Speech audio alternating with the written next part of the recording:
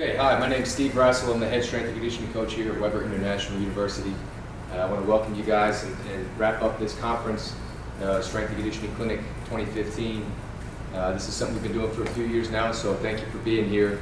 And I hope you've gotten something out of this, and we're going to record this and post this up, so hopefully you can spread the word with that and keep this drive and passion to grow alive. But what I want to talk about today is the art of coaching.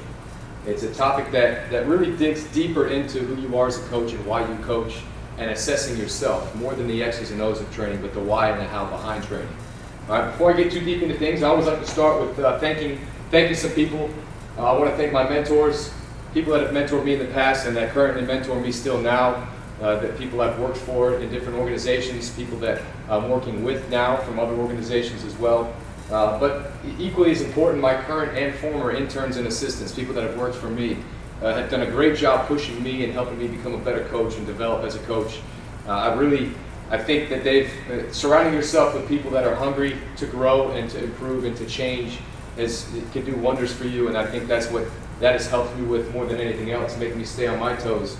And then my wife, with this profession, we all know how things can, the long hours, the grind that you can put in, and it can wear and tear on relationships, and she's done a great job sticking with that sacrifice and understanding how passionate I am about these things and allowing me the freedom to do what I love to do, but also taking part in it. You know, she's just as much involved with things here as I am, so I really appreciate my wife. And then everyone that's here and anyone else that ends up hearing this presentation, thank you for spending the time to learn and to grow and to challenge yourself with things. So my hat's off to you as well. But the purpose of this presentation is to evaluate your current approach to training, to coaching athletes in general, but specifically with strength and conditioning. What is a coach? First of all, what is a coach? A coach is someone who helps you grow and improve, accomplish goals, and make a change. That's what a coach is, okay? But behind coaching, more importantly, and this is a foundational principle, what you do as a coach is not as important as why or how you do it. That's something that I preach here, and that's something that I learned from mentors along the way. That's something that we push for here because it's across the board with any type of coaching, whether that's with business, the business world, with athletics, with sports, with anything. How and why you do things are more important than what you do. Getting that buy-in, getting that approach, and we're going to talk about that, we're going to dive in. But that's true generally and specifically. Generally in how and why you got into the profession of coaching, and then specifically how and why you coach within that profession. So generally speaking first, I want to go connecting why and how they relate, because they're pretty closely related. So why you do things is reflected by your personal values, your life experiences, and your motivating principles. That's gonna make up why you do things. But those things are really what comprise who you are. Who you are is going to develop into your coaching style and your way of doing things on the floor, which in turn is really defines how you do things. So it can be confusing, but very simply put, why and how have to be connected at all times because of these things, because of this relationship. All right, some things that had an impact on me, generally speaking, as a coach, and why I chose the profession. And I think Joe Ehrman did a great job presenting this last year at the NSCA Strength and Conditioning Coaches Clinic in 2014. And I got the honor of hearing him speak in person. I've gone through his book. He's big on an idea of a transformational coach versus a transactional coach. And really what that means is, are you a coach that's more after getting something out of that relationship or trying to transform that athlete or that person into reaching their goals and growing? And that challenge is something that I think everyone needs to turn to and decide if they're in this for the right reasons. A couple other books that had an impact on me, Strength Coach, A Call to Serve, just the idea that servanthood is a big part of who we are as coaches. And if that's not a part of your system and who you are when you get into coaching, you're not going to last long, because at the core of it, we are servants. We serve the athletes, we serve the other sport coaches, we serve the athletics department, we serve everyone else within our staff. That's how it is. That's how the process works, and it's a great thing. Mentorship as well. We are mentoring athletes. We're mentoring other coaches, and so it's all about mentoring. And Tony Dungy has a great book about the mentor leader, about leading by mentoring. And if you haven't checked out any of these books, I recommend it. All right, now getting into a little bit more specific, and that's what I want to focus most of today's presentation on, is the specifics behind the art of coaching. Specifically, what is your coaching style? Okay, defining who you are and defining how and why you do things like we talked about before. What is your style? What's your presence? What's your flow? What is it for you? And I put some pictures from Yoda to Mr. Miyagi to other sport coaches, whether they're with different sports or working with the youth. Everyone is a coach that has an impact and influences people. So what is your style to coaching? All right, specific guiding principles that we want to get into today, that we want to discuss. The first one is probably one of the more in-depth ones because of how important it is, but get the athletes to buy in, stay organized, develop a good coaching eye, challenge your athletes, and be consistent. These are things that comprise the art of coaching and how we teach things here at Weber. All right, so the first point, there's going to be a lot of sub-points off of this first one, but get the athletes to buy in. At the core of getting buy-in is really relationship building, and this is across the board with any other profession as well. I firmly believe nobody cares how much you know until they know how much you care. Theodore Roosevelt quote.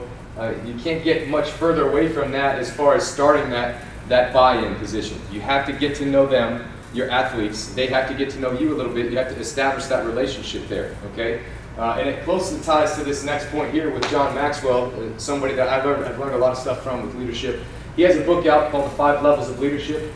And in most of his stuff, he has that core concept that leadership is influence, and that you have a better chance of influencing someone by developing that relationship with them. But in this book, The 5 Levels of Leadership, he discusses the different levels of leadership that you have, whether that's positional leadership, so I have a title, I'm a coach, so they're required to do what I say just because I have a title and they're coming in as athletes underneath me, okay? But we don't want to just keep it at that level of leadership where they do it because they have to, because they're required to.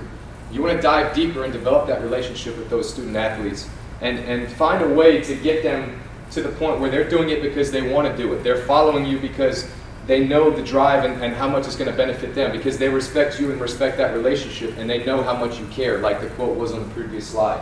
And so there's all different levels that Maxwell talks about in there, even to the point of having your relationship speak, or your reputation speak for itself and establishing that relationship. But there's a lot of points you could go off of that, but the bottom line is establishing that relationship so that they get the buy-in that you need, not just doing it because they have to there.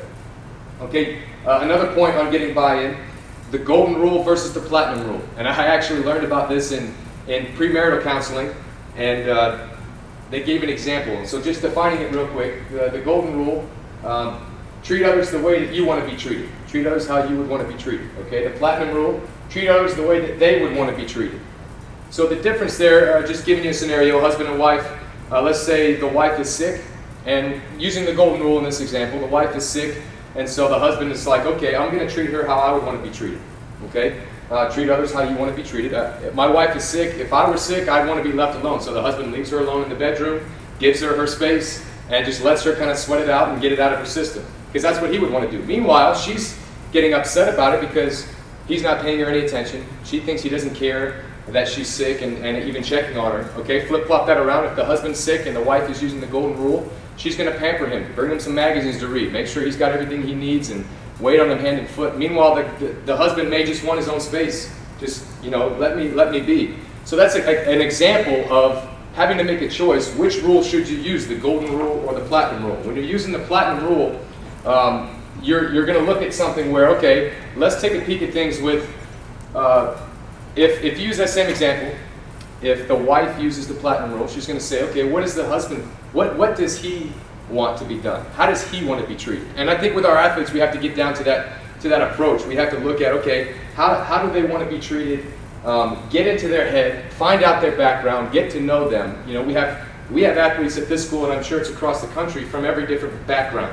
You have inner city kids, you have country kids, you have people that are coming from a nice upbringing, people come from a rough upbringing, people coming internationally from different cultures and different backgrounds. I mean, the list goes on and on and on. But you have to treat people different. You can't just have an approach across the board at how you treat people. And so, just constant, an example. Are they responding like this, where their ears are covered and you're not getting your point across to them because you're not seeing things from their perspective? Or are they all ears? Are they listening and paying attention to you? So it's not just use the golden rule. It's making a choice. Which one is the right one to use? Okay. All right. Continuing on with the buy-in, with the relationship, communication. I like to show this slide because it reiterates how important and how fragile communication can be. All right, did you know that I never said she stole my money has 7 different meanings depending on the stress word that you emphasize in that sentence? So I never said she stole my money. I never said she stole my money. Well, I never said she stole my money. I mean, you can go on and on with every word in that sentence, and each one has a completely different meaning behind it on what you're trying to get across. So just using this as an example, communication is fragile, and so you have to treat it that way. You have to make sure that, that you're getting the point across that you're trying to get across, and don't leave those communication ties just randomly put and haphazardly thrown together. All right, again, on the buy-in, what better way to get buy-in outside of building the relationships than actually giving results, providing results, okay? The athletes want to get bigger, faster, or stronger, or more athletic, more flexible, whatever their goals are, deliver those results. And then obviously they're bought into that program because they got what they wanted out of that agreement there where you're trying to help them reach their goals, okay? So delivering results, I put a picture of a vertical jump on here, but that could be with anything, all right? And I put equally as important, if not more important, correcting their excuses. I see this across the board, people that not just at this university, but every place I've been, you get a mixture of people that can buy into the system right away and people that see other things on TV and they want to do that. They think that's the thing I should be doing. I saw this professional athlete doing this or this person doing this. That's going to be the thing that I should be doing. That's my excuse. I'm not doing that because for some reason I'm not doing that, and so that's my excuse for not being good. I'm not doing what I should be doing. That's that approach of the grass is greener on the other side of the fence. But that's not true with a lot of different things. That's not true with pretty much everything I believe. The grass is greener. The grass isn't greener on the other side. The grass is greener where you water it. Okay, and that's with relationships, that's with goals, that's with performance and results. And so correct those excuses when you find those excuses with your athletes. Stop that mindset as soon as you find it. Put it to a halt and then retrain their thinking process. No, don't make excuses about what you should or shouldn't be doing. I know what's best for you. This is what's best for you and this is why. And then prove it to them by delivering those results.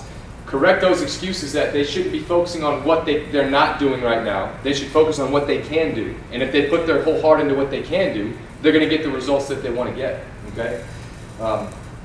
Okay, continuing on with this, perception is reality. I use this with a lot of different things outside of just coaching, but definitely with anything involving relationships and communication. I put this picture of a cat seeing himself as a lion, and a picture of this guy just holding some chains up. Now he's doing like an iron cross hold with those chains, but I use this example. Perception is reality. That concept is so strong that whatever people believe about the situation is really what the reality is that's going to become out of that. Whether that's truly what happened or not, that's what they perceive as what happened, and that's what they're going to believe in. You know, psychologically, that's how much power the mind has.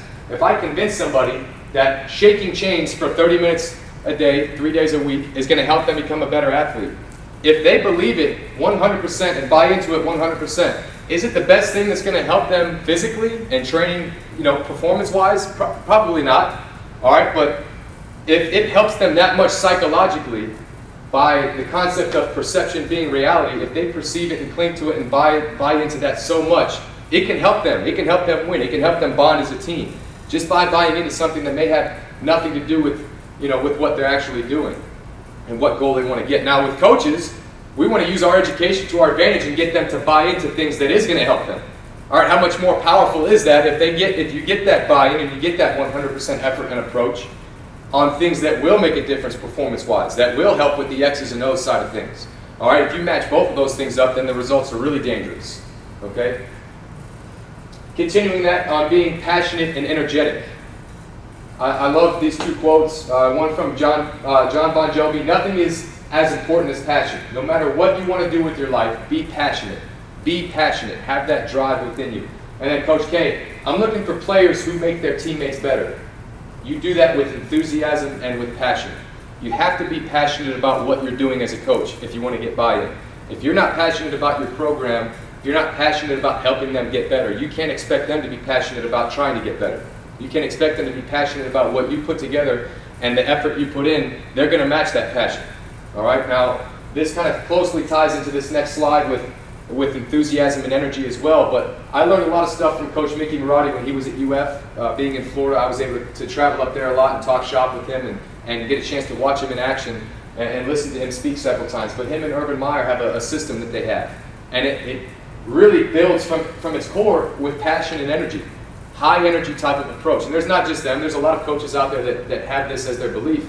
But a little saying, and I don't know if he came up with this, but this is where I heard it first, but Enthusiasm breeds energy, energy breeds excitement, and excitement breeds excellence. One thing just domino effects right into the other. It all starts with that enthusiasm. But I hear people argue you shouldn't have to provide that enthusiasm for your athletes because you're not going to be the one on the sport field competing with them. And I agree with that. I understand 100%. They need to fuel that drive themselves. They need to be able to come up with that themselves. But at the same time, we have to set the atmosphere. Okay? We have to be the ones that are setting the temperature for the room, not the ones just trying to reflect that temperature or read that temperature. We're the ones that set that temperature. Okay? We're not the thermostat. We're not the thermometer. We're the thermostat. We set that temperature. Okay? And in doing that, if you can't be energetic and be contagious to them, how can you expect them to do that amongst themselves? And that energy always leads to that excellence point. And I've learned that, and I've applied that here, and it's 100% true with everything we do here, not just in coaching, but other things that I'm involved with in life in general. But that passion and energy is huge, okay? And that kind of sums up the first point of getting the athletes to buy in, but you can see all those slides, how important it is and how many different approaches are involved with that, okay? It's very in-depth. Okay, staying organized. That was the second point there. As a coach, you have to be on your toes with structure, with organization, especially since you want your athletes to be that way as well. But by failing to prepare, you're preparing to fail. Benjamin Franklin quote. And then I like to always use the 7 Ps. Proper prior planning prevents piss-poor performance. All right. In our program here, we heavily lean on annual planning, on periodization, and having a plan overall throughout the entire year that fits with the team goals, the coach's goals and plans for that team, whatever the captains are trying to push for with the team. We incorporate all of it together. Everything has to flow. Everything has to be planned out and progressive in that routine. Okay, we have different principles that we go by in strength and conditioning, and organization and planning things out is a huge principle that we live by in our program here. And you can prevent a lot of issues from happening if you make sure you stay organized. Even to the point of this where being ready for different situations before they arise. Seeing problems happen before they actually really happen. And we've been if you're in coaching long enough, you're going to experience almost every single thing on this list. But dealing with athletes that show up hungover from partying or actually high on the spot. Showing up to your workouts in that mental state. Mentally soft athletes. Athletes where they crumble and they cave anytime there's pressure put on them. The athlete that hasn't eaten all day. It's 3 p.m. workout and they haven't had any meals yet for that day. You have to be ready for that. All right, athletes that are extremely sore, extremely stiff, maybe they're out of shape and they just started, or maybe you pushed them really hard the previous few days. That athlete that trains 8 days a week, that never takes a day off, that's always training to the point where they can benefit more from pulling back on the reins a little bit. That athlete where everything hurts, everything's painful, and that they have a complaint about what's wrong with everything that they do. And then attendance issues, discipline issues, problems with people showing up late, and all different things that go along with that, okay? And we'll get into how to handle those things, but you have to be organized enough to see that before it comes and have a structure in place in agreement with the other coaching staff that you're working with that's going to be effective, okay? Next thing on staying organized is using different organizational principles within the weight room to your advantage, okay? To the actual organization of the workout time itself. Using supersets and trisets and circuits to actually make best use of your time. Maybe you pair up exercises with each other, and there's all different ways to schedule that and to organize that where they won't take away from each other, but they'll complement each other, and it'll help cut down on people standing around, especially if you lack space and equipment. You can get pretty creative on how to combine certain things to better make use of that time. All right, time sets and tempo work. That works great, especially beginning stages. Doing timed workouts. When I was the only coach working with several, let's say 50, 60, 70 athletes at a time, you put them in stations and you have everything for time instead of them counting sets and counting reps. Because then everybody's going on that stopwatch. Everyone has a certain amount of time that they're going to be doing, or they are all on the same timer, and you don't have to worry about people cheating and cutting reps and sets because everyone's working. And you just vary your time based off of what training parameter you're going for, whether that's endurance or strength or anything along those lines, okay? And then tempo work, when you're teaching things, to be able to see everybody, them moving on your tempo, or them doing slow motion work or isometric work or pausing. Obviously you're smart about the loads you put them under, but use that to your advantage on being able to stay organized in the room and see everybody. It slows the pace down and allows you to get better coaching, and it allows them to address certain things themselves, and you get a chance to sometimes see better weak points on that too. Okay, last point on the staying organized, vantage points. Making sure that you have the right viewpoints from across the room making sure, okay, so if I'm in the middle of a group and I have a few guys over here to me and a few guys over here, if I look to this side, who's holding those guys accountable, making sure, not just for making sure they're doing the work, but let's say safety reasons, because things can happen that fast in a weight room, as you all know. Making sure you have a good vantage point standing way over here, being able to see everybody at once, not having your back to the athletes at all. For volume and presence purposes, but also for accountability and safety purposes. All right, challenge your team. You know, use mirrors to your advantage with that vantage point. If you have your back to somebody, but you can see them through the mirrors in your weight room. All right, turn your back to them and turn around real quick and see if they're trying to cheat. See if they're cutting back. All right, that's a checkpoint you can use to your advantage there on knowing how important vantage points are. Okay, the next point, developing a good coaching eye. The attention to detail on the floor is huge with this point. All right, attention to detail, discipline, safety, and technique. All right, it kind of goes along with that vantage point as well that I made last time about moving around, being active, and coaching to the right section of the room. But also with your attention to detail on noticing what mistakes may happen. A lot of young coaches struggle with this because they haven't been in the trenches long enough to get a feel for that. They can teach things. All right, they know the right technique, but they can't notice things, and they don't pay attention to the details on the technique and safety cues. But it's equally as important for discipline-related issues. Okay, I'm a firm believer that you're going to get what you allow, or you get what you emphasize, and we're going to go over that a little bit later too. But you want to make sure, if a guy shows up late, for example, and you don't have a good attention to detail, and you miss it, and the guy shows up and he sneaks into the workout, you can guarantee some of these other guys on the team are going to see that. They're going to notice it, and then by you not seeing it and not have caught that detail, now subliminally you're telling a message to that team. It's okay to be late if you can sneak in and get away with it. That's the message that they're getting out of that. Now they store that subconsciously, or sometimes some of the slackers you got may consciously think that, but they're going to store that somewhere and say, okay, if I'm late, my next step now, instead of just showing up and telling the coach and manning up about it, now I'm going to try to sneak in because he got away with it, I can get away with it too. And that lack of attention to detail, now you're sending the wrong message to your team. So that's huge when you're trying to affect the team by your coaching style. Okay? And then I already said moving around, being active, coach to the entire room. Don't get that tunnel vision on working just with that one person, but making sure you can constantly bounce around. Now don't just be the guy that walks through and shouts orders at everybody back and forth. You know, coach that person and make sure that you're getting the point that you need out of it. Make sure they do address it and adapt to it. But don't get frozen on one person for 10 minutes and lose track of the rest of the room. Like the title says, there's an art to doing these things, okay? And then trust your instincts. You have to trust your instincts. I can't tell you how many times as a younger coach, because I'm still a pretty young coach here, but as a younger coach, before I learned the importance of this, I would get instincts on things. All right, I'd have a guy that may have had some limitations and we're pushing hard in the weight room, and I'm thinking to myself, should he be doing this? It's a little risky. Well, you know, let's just go with it. And I didn't act on my instincts, my initial thoughts of that risk to reward, on that benefit to risk ratio that I'm trying to look at there. And people got hurt under my watch. And there's not many things worse of feeling as a coach as being responsible for injuring or hurting somebody. And that's a terrible feeling. And you want to make sure those instincts that you develop, trust those instincts, act on those instincts, don't delay, don't sit back and say I'll do it later, or I'll talk to that guy about the issue he just did later. I overheard a conversation and I feel like I should step in and fix whatever wrong thought process I hear from those athletes in that conversation. All right, but instead I make an excuse and wait till later. That's going to lead to more problems and snowball into everything. 9 times out of 10, that's going to create a bigger issue. And so trust those instincts and act on those instincts. All right, challenging your athletes. Coach to the best athlete here.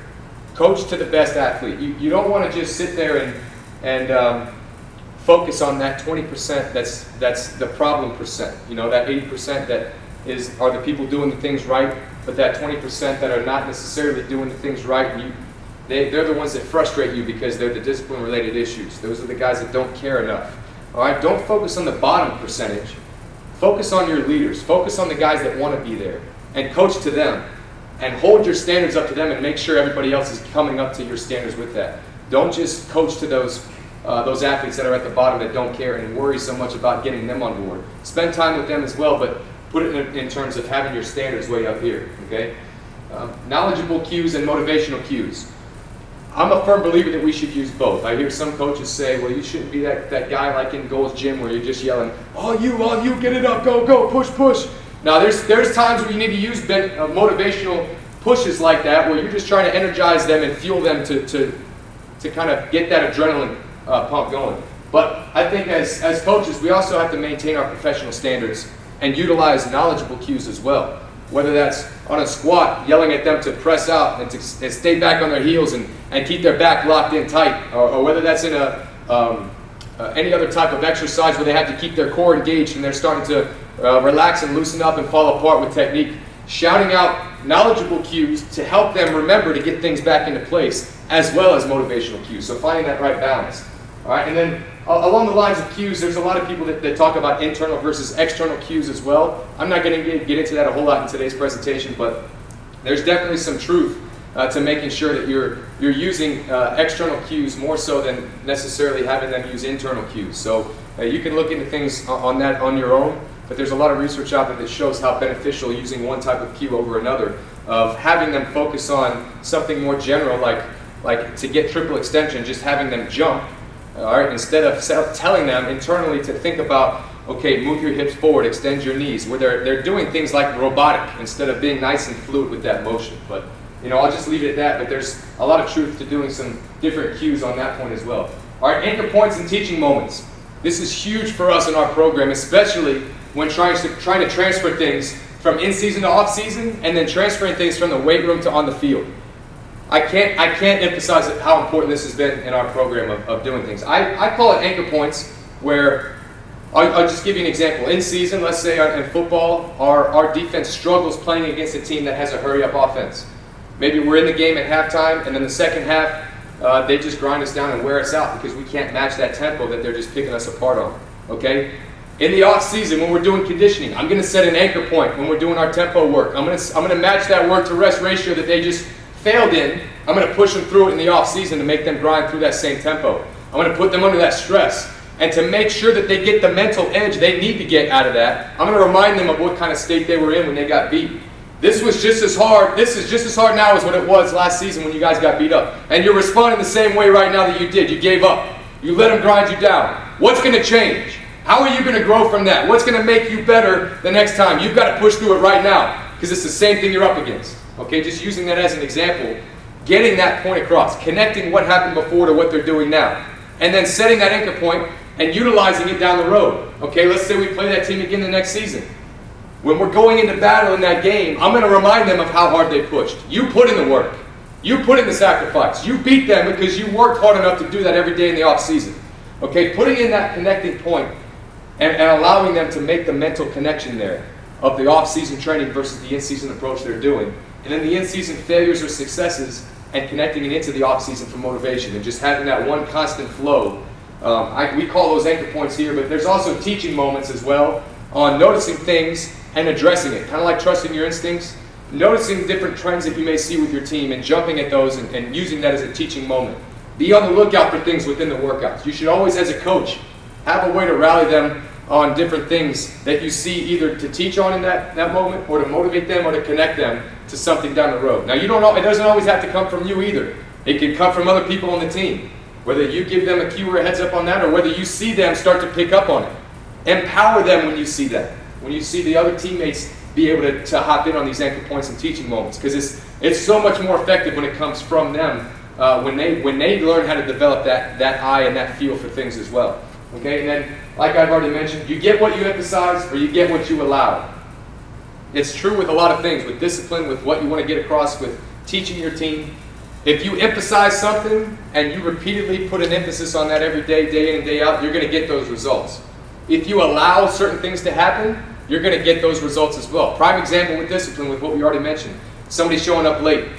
If you notice it and you allow it to happen, okay, just we'll figure it out next time. Just don't let it happen again. You're encouraging them to do it. If you don't emphasize what you want out of that, so you're saying you don't want discipline, just in that example. And I can't tell you how many times little things like that just go swept under the rug, and it turns into bigger problems because of what you're saying in that moment. You have to emphasize. If you want discipline, you've got to emphasize it in everything you do. All right. If you want them to be structured, if you want them to be as a team, whatever your goals are, you've got to emphasize it day in and day out. If you see a problem with something, trends, things gone wrong, Try to figure out, okay, what am I not emphasizing enough of to fix that problem? And get to the root of what you should be emphasizing, the message, the communication that you should be sending out there, okay? And then be consistent, okay? You gotta look the part and act the part at all times. As coaches, consistency helps tremendously with our ability to have influence with our coaching style.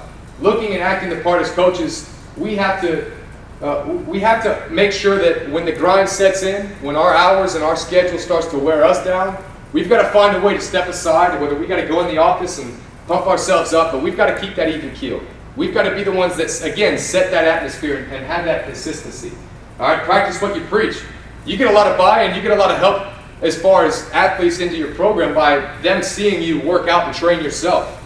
All right, by making sure that you're making good choices whenever they see you eating meals, making good decisions and working hard, okay?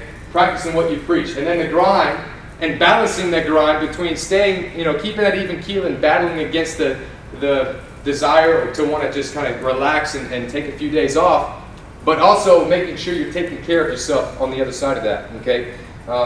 There's a common thing, fake it till you make it.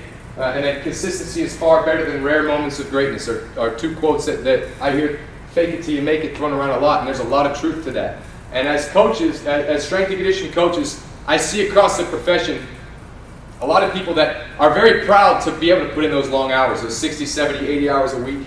And they beat their chest, and I'm more of a man, and I get that. You should be proud that you're able to withstand and push through that and be passionate about being that devoted to something. But at the same time, understand this, that if you're giving that much to something, something else is going to suffer because of it. Okay, we're big in teaching, trying to keep things in balance here as coaches. All right, spending a lot of time on your physical growth, your personal growth, and your professional growth on all different types of things. Making sure you take care of yourself physically. Making sure that you're not neglecting other family relationships and other things that are going on because you're spending so much time here. You have to try to keep things in balance, and here's why. Yes, short-term sacrifices sometimes need to be done to reach your long-term goals. That's a fact, and that may happen. But if you continuously do that, other things are going to fall apart. You are a less better version of yourself if you're functioning at 75% when you're not taking care of yourself. You're not doing them a favor by continuously sacrificing that time and that grind. You have to make sure you take care of yourself and make sure that you are giving them the best that you can by doing that. Okay, so you have to find that balance. All right, and that was pretty much the last point. I always like to sum up my discussions here with the gray areas of coaching. I learned this from a couple other coaches in the profession that came through here, and anytime you're talking about the art of coaching, you have to really make sure you're addressing the fact that what is right is a gray area. Out of everything I just mentioned today, should you do everything all the time? Not necessarily. You have to use your judgment. What's wrong? Okay, wrong things you may disagree with about this. You may be correct in doing that, but it's all situational. All right, what's a gray area? Which gray areas? Those are gray areas. All right, holy cow, everything's a gray area. So I say that just as a way of just putting a little asterisk next to this presentation. Be smart.